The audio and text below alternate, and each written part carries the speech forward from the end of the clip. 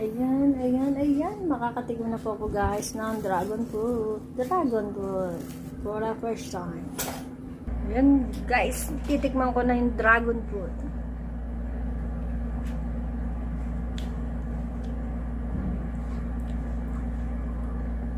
Ba't ganito lasa?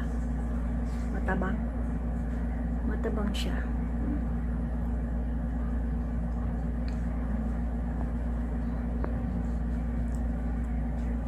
Matabang dragon fruit.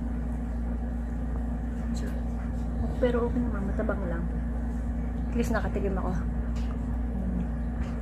Thank you for watching. Thank you, love you. God bless, love you.